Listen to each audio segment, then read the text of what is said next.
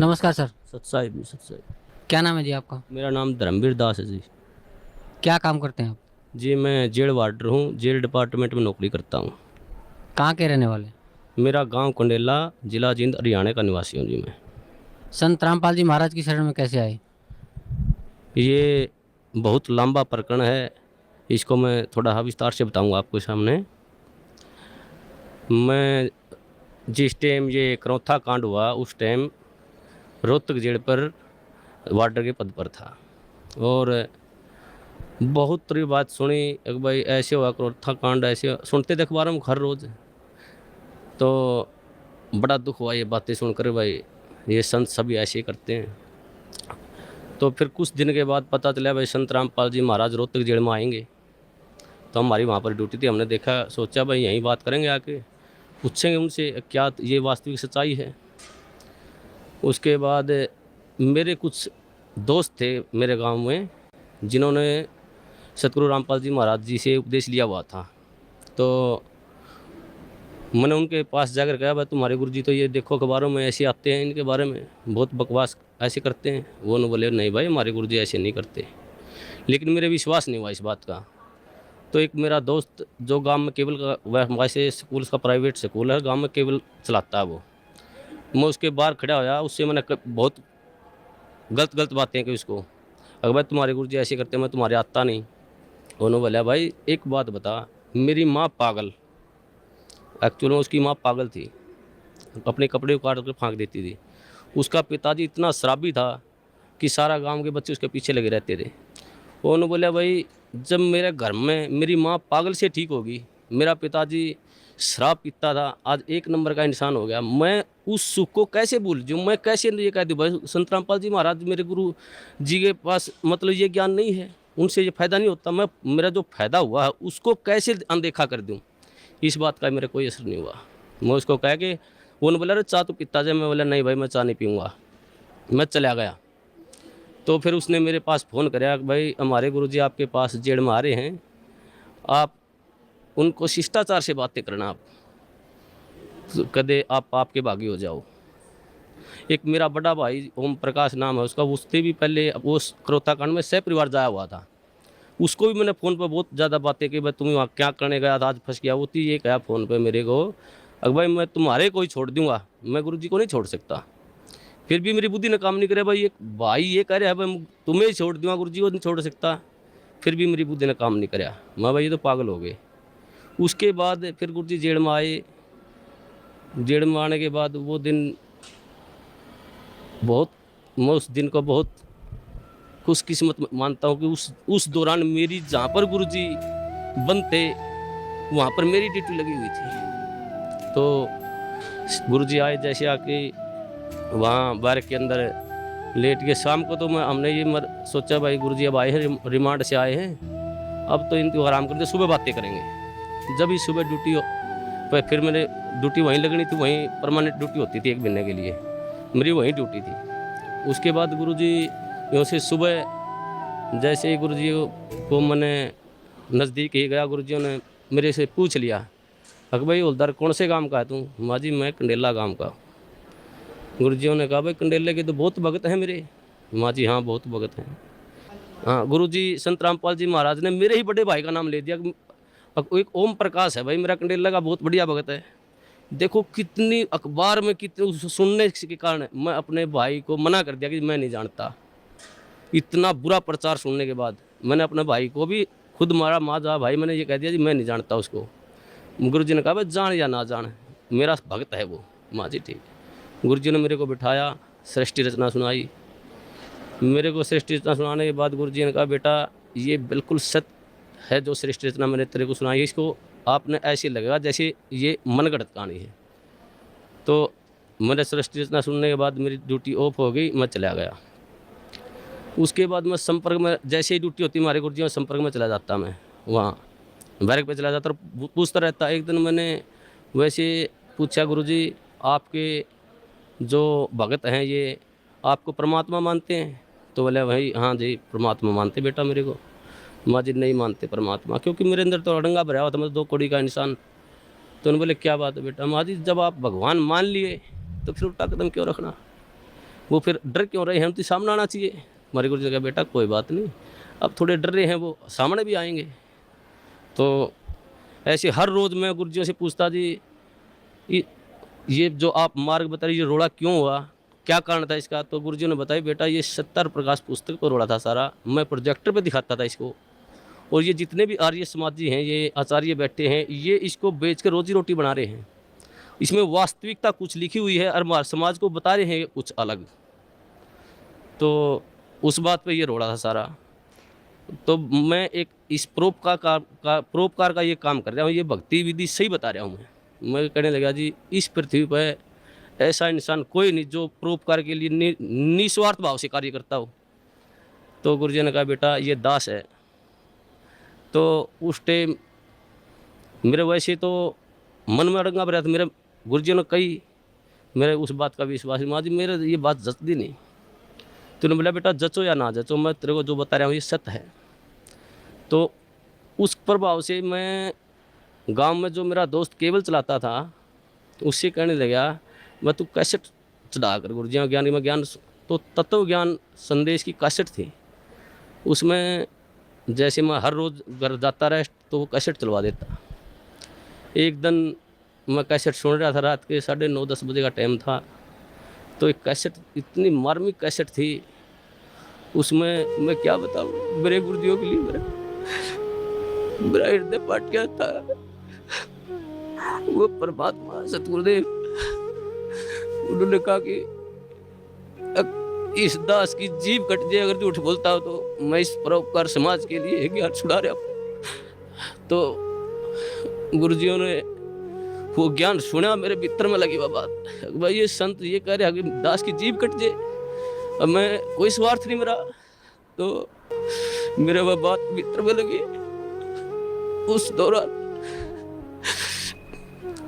दौरान फिर मैंने वो बात गुरुजियों से कही, माँ गुरुजी ऐसी ऐसी कैसेट सुनी आपकी, बहुत निर्मल ज्ञान है। फिर मेरे जो भीतर अंगा भरा हुआ था वो बार बार फिर वो वापिस हटा देता था उस ज्ञान को। एक दिन रात को 2 बजे मेरी ड्यूटी थी, मैं गुरुजियों के पास गया तो गुरुजियों ने फिर बिठा के मेरे को कहा बेटा ऐसी भक्ति करनी चाहिए परमात्मा की। तो गुरुजियों ने जो सुनाया सारी भक्ति बताने के बाद कहा बेटा आई तेरे कुछ समझ में बात। मेरे मुंह से ऑटोमेटिक, वैसे मैं कहना भी नहीं चाह रहा था मेरे से, यार जी आप बिल्कुल सत्य है, आपका ज्ञान बिल्कुल सत्य है, मैं ही ऐसा पापी हूँ जो मेरे अंदर नहीं समा रहा ये ज्ञान।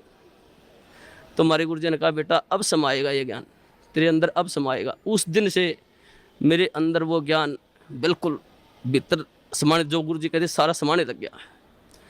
एक दिन जैसे ही गुरुजी ऐसे घूम रहे थे, मैं भी वहाँ पर बैठा, जब लोग मैंने उपदेश नहीं दिया था, मैं वैसे ज्ञान सुनता था मैं। तो एक भक्त ने एक जैसे मुलाजिम आया, वो मेरे साथ का साथ थी, उसने आते ही गुरुजी से कहा, हंसते हुए कहा अक जी आपको तो मिट्टी में मिला दिया। हमारे गुरुजी ने कहा हाँ बेटा मिट्टी में मिला दिया भाई, लेकिन ऐसा उदाहरण दिया हमारे गुरुजियों ने एकदम से सटीक, भाई जमींदार 40 किलो अन्न मिट्टी में मिलाता है, 70 मन उठा के ले जाता है वहाँ से। वैसे तो इस पृथ्वी पर संत आता वो जेड़ मारना नहीं चाहिए वैसे तो, लेकिन इस संत को, इस दास को याद कराया करेंगे कि दुष्ट आचार्यों ने अपनी रोजी रोटी के लिए ऐसे संत को जिसकी आंखों में बिठाकर पूजा करनी चाहिए उसको जेल में डलवा दिया। ऐसा मार्ग जो पृथ्वी पर संत जनापाल जी महाराज जी चला रहे थे, उस मार्ग को लगभग 2.5 वर्ष के लिए बंद करवा दिया। ऐसा मार्ग, ये परमात्मा ऐसा गुरुजियों से वहाँ देखता, जो गुरुजियों पर आरोप लगाए गए ऐसे आरोप, इंसान पागल होकर मर जाए, ये तो असमर्थ परमात्मा है। इन्होंने तो वहाँ पर इतनी भी शकीन नहीं थी इनके, हर बार ऐसा निर्मल ज्ञान, ऐसा प्यारा ज्ञान कि उसके बाद हम गुरुजियों से मैं कहता हूँ गुरुजी नाम उपदेश दो दास को। तो मेरे गुरुजियों ने मेरे को मना कर दिया कि बेटा अभी नहीं, आप और थोड़ा समझो ज्ञान को, और थोड़ा ज्ञान को समझो, उसके बाद लेना ज्ञान आप उपदेश। मैं घर जाता कैसेट चलवा लेता, मेरे जो दोस्त था उससे भाई कैसेट चला गुरुजियों की, वो कैसेट मैं सुनता रहता। तो जैसे मेरी भक्तमती थी, मेरी घरवाली थी, वो मैं बाहर जाता तो ऑफ कर देती चैनल को, दूसरा लगा। मैं कहता जी आप इसको बंद मत करो, ये मैं सुनता हूँ, आपने नहीं सुनना तो आप आराम से वो करो। तो मैं हर रोज़ सुनने लगा गुरुजियों का ज्ञान, तो वो मेरे भीतर समाता गया। उसके पश्चात कई बार गुरुजियों से वहाँ पर जेल के अंदर, जैसे मैं गुरुजियों से बताता गुरुजी आपके ये सत्संग सुना मैंने, तो गुरुजी फिर दोबारा बताते मेरे को। तो ऐसे होते होते लगभग 6 महीने चले गए और 1 साल से ऊपर लगभग 1.5 साल गुजर गया। फिर मैंने मेरी ड्यूटी प्रशासन ने मेरे को क्या कराया कि ये तो संत रामपाल जी को मिलने जाता है, इसकी ड्यूटी बाहर लगा दो जेल से। मेरी ड्यूटी बाहर लगा दी गई। बाहर लगाने के बाद अंदर मेरे को जाने नहीं दें, ज्ञान व नाम उपदेश मेरे को मिला नहीं। एक दिन वैसे गुरुजी, सोमवार का दिन था, 24 अगस्त को 2 बजे गुरुजी मुलाकात पर आए हुए थे। उन्होंने आने के बाद मैं जैसे ही मौका लगा कर डोडी में चला गया और मैंने ऐसे गुरुजियों की तरफ ऐसे आदर भाव से प्रणाम किया। गुरुजी ने इशारा कर दिया मेरी तरफ, बेटा इधर आ जाए। मैं चला गया। जाते ही परमात्मा ने, सतगुरुदेव रामपाल जी महाराज ने मेरे को नाम उपदेश दिया और कहा बेटा बाहर जल और मिश्री ले लेना, भक्तों को कह देना। वो दिन है, मेरे को उस दिन से ऐसे नाम उपदेश मिला। तो हमारे नाम उपदेश लेने के पश्चात जो प्रशासन था, जेल प्रशासन, सभी मुलाजिम, सुप्रिटेंडेंट, सभी हमारे खिलाफ 2-4 और दोस्त थे मेरे साथ, कई और दोस्त थे जिन्होंने साथ में नाम लिया था। तो प्रशासन खिलाफ हो गया। उन्होंने एक दिन हमारे को बुलाया और कहा भाई आप वर्दी में लेटते हो, यहाँ उस रामपाल के चरणों में पढ़ते हो, आप यहाँ पर सारा प्रशासन ये महसूस करते हैं, बेइज्जती महसूस करते हैं। हमने कहा जी परमात्मा की बातें हैं, हम तो कौन कहने वाले हैं। परमात्मा ने की दास है, सतगुरुदेव रामपाल जी महाराज की दास है। मैंने जेल सुप्रेंट को कहा जी आप जिस वक्त ड्यूटी पर आते हो आप परमात्मा को मानते हो? तो वो कहने लगे जी मैं मानता हूँ। उस सुप्रिटेंडेंट को मैंने कहा कि जी आप जब घर से आ रहे हो तो रास्ता मंदिर पड़ता हो तो आप वहाँ झुको नहीं गए, उसके प्रणाम नहीं करोगे? जी बोले भाई मैं करके आऊँगा प्रणाम। तो मैंने कहा जी हमारे तो परमात्मा सतगुरु रामपाल जी महाराज, मंदिर भी हमारे, तो ये सब कुछ है जी, हम नहीं रुक सकते जी, हम प्रणाम करेंगे ही करेंगे। आप हमारे को सस्पेंड करो, डिसमिस करो, कुछ भी करो। तो उन्होंने बोले भाई ठीक है, तुम नहीं मानते तो करते रहो। तो ऐसे ही सारा प्रशासन का ये सिस्टम चलता रहा जी। उसके पश्चात जिस टाइम ये क्रोथा कांड हुआ, उसके पश्चात जब ये क्रोथा कांड हुआ था, हमारे पास डीसी ऑफिस से और एसपी ऑफिस से 2-4 मुलाजिम आते थे जेल पर, वहाँ पर पुलिस के। तो हम उनसे पूछते थे भाई वहाँ पर क्रोथा कांड ऐसे हुआ, आप वहाँ थे, मौजूद थे वहाँ पर? वो कहते थे भाई हम वहाँ पर मौजूद थे, ये बातें सारी सच्चाई हैं। तो ऐसे वो हमारे को बता करते कि दोस्तों साथ में उठते बैठते खाते पीते थे वहाँ पर। फिर जब हमें ज्ञान हुआ, गुरुजियों ने बताया भाई ये सौदा अलग था, सत्यार प्रकाश का रोड़ा था, सच्चाई ये है। तो फिर हम उसे बहस करने लगे, भाई तुम वहाँ बताओ वहाँ पर ऐसे हुआ था और ये गुरुजी बता रहे हैं ऐसे, सच्चाई है ये। तो एक दिन मैं उनसे ऐसे बहस कर रहा था, भाई तुम झूठ बोलते हो। फिर एक मुलाजिम ने मेरे को बताया, बोला भाई सत्य है, हम उस टाइम झूठ बोलिया कर दे, ये सच्चाई नहीं, सच्चाई जो तुम बता रहा है ये है सत्य। जब मन में आए परमात्मा, ए सतगुरुदेव, ऐसे जुल्म ढाए उन दुष्टों ने, फिर भी समाज, फिर भी देखो कितने झूठ, एक दोरा रोटी खाने वाला आदमी झूठ बोल रहा है, झूठ बोलिया कर दे एक भ्रमत करने के लिए। तो उस दिन से फिर वहाँ से फिर पक्की दिल में जच गई भाई ये सारा जो समाज है झूठ है, गुरुजी जो कह रहे हैं वो बिल्कुल सत्य है। उसके पश्चात हम गुरुजियों के साथ रहते थे, जाते थे, प्रणाम करते थे। प्रशासन हमारे खिलाफ हो गया, प्रशासन ने हमारे ट्रांसफ़र करवा दिया अम्बाड़ा, भाई तुम अम्बाड़ा चले जाओ कहने लगे वो। तो उससे हमारा ट्रांसफ़र होने से पहले की बात है, जैसे हम गुरुजियों से मिलते थे, जो प्यार होता है गुरुजी हमारे को, एक जैसे मेरे नाम उपदेश ले रहे थे, मेरे मन में आता था मैं गुरुजियों के पास जाता, मैंने नाम उपदेश लिया, जैसे गया मैं, मेरे मन में आई कि भाई इतना अपने कभी पिता के पाँव नहीं पकड़े, आप इसके पास पाँव कैसे पकड़ोगे? मैं जैसे ही बार के नज़दीक गया मैं वापस चला गया। दूसरी बार फिर मेरे मन में प्रेरणा हुई, अगर भाई संत हैं तू मानता क्यों नहीं, पाँव पकड़ ले जाके। फिर जो गेट पर गया फिर वापस चला गया। तीसरी बार फिर मेरे मन में आई, अगर भाई तू जाता ही क्यों वहाँ पर, अगर जाओ तो पाँव पकड़ ले गुरुजियों के। तो मैं जैसे ही गेट में बढ़िया, गुरुजी खड़े थे वहाँ सामने, इंतजार कर रहे थे, वो तो जाने जाने परमात्मा। उन्होंने जैसे ही मैंने गुरुजियों के चरण का हाथ लगाया, उन्होंने मेरे को छाती का लगा लिया ऐसे। वो अनुभव, जो सुख, जो गुरुजियों ने कहा बेटा अब मैं तो 2 साल और जेल में रह दी, मेरे कोई सुख नहीं। मैं आया तेरे लिए था बेटा यहाँ पर, वो दिन आज भी याद आता। उस दिन तो मेरे ज्ञान नहीं था मुझे, परमात्मा ने ऐसी दया करी मुझ नीच पर, सारे परिवार पर। मेरे को, मेरी शादी को भी कई वर्ष हो गए थे, कोई औलाद नहीं थी मेरे। तो गुरुजियों ने, मैंने प्रार्थना की, गुरुजी ऐसे ऐसे हमारे संतान ने, गुरुजियों ने कहा बेटा तुम दोनों नाम ले लो, जब तुम्हारे संतान होगी और तुम्हारे भाग्य में संतान नहीं है, परमात्मा खुद अपने कोटे से संतान देंगे तेरे को। तो उस दिन फिर भगतमती, मेरी भगतमती को भी मैंने कहा भाई ये परमात्मा आए हुए हैं, पूर्ण संत हैं, ये ज्ञान सुनो आप। तो वो सीडी सुनने लगी, उनको भी ज्ञान हो गया। फिर उसके पश्चात उसने भी फिर जेल में मैंने गुरुजी से प्रार्थना की, गुरुजी भगतमती भी नाम लेना चाहती है, बोला बेटा बाहर सीडी पे दवा देना, मेरा आदेश है। उसने भी फिर नाम उपदेश दे दिया गुरुजियों ने, गुरुजियों आदेश से बाहर। तो 1 साल के अंदर फिर हमारे परमात्मा ने अपनी कृपा से एक संतान, एक लड़का भी दिया। उस परमात्मा के क्या सुख गुना, इतने सुख दिए हैं मेरे को, इस परमात्मा की इतनी दया है।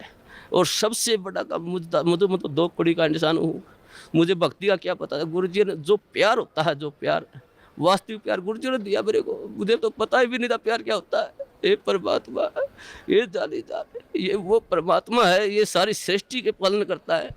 ये पूर्ण संत कबीर परमेश्वर हैं, ये तो एक लीला करने हैं यहाँ पर।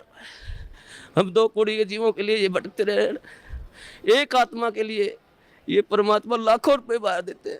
और ये समाज इसको कहते हैं ये बुराई कर रहा है।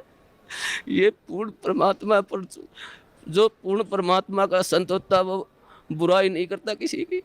ये तो अपने बच्चों के लिए शिक्षा दे रहे समाज को, भाई तुम पहचानो ये ज्ञान ऐसा पवित्र ज्ञान है परमात्मा इस पृथ्वी पर, ये किसी संत में देख लो, किसी आधार ही नहीं ज्ञान का। और ये ऐसा ज्ञान दे रहे हैं, मोक्ष का मार्ग बता रहे हैं, ढोल पीट रहे हैं, और इन्हीं को कहते निंदा करते हैं। ये परमात्मा, मैं तो इस सब समाज से यही कहूँगा कि इस संत को, ये पूर्ण परमात्मा, इनकी पलकों में बैठाकर पूजा करनी चाहिए इनकी। और सभी समाज से कहूँगा अपने और अपने परिवार को जितना भी जल्दी हो सके यहाँ पर सतगुरु बंदी छोड़ सतगुरु रामपाल जी महाराज के शरण में लाकर उनका कल्याण करवाएं, और सभी भाइयों को बताएं बस वास्तविक ज्ञान वहाँ पर है। मैं यही कहना चाहूँगा। सत साहिब। धन्यवाद।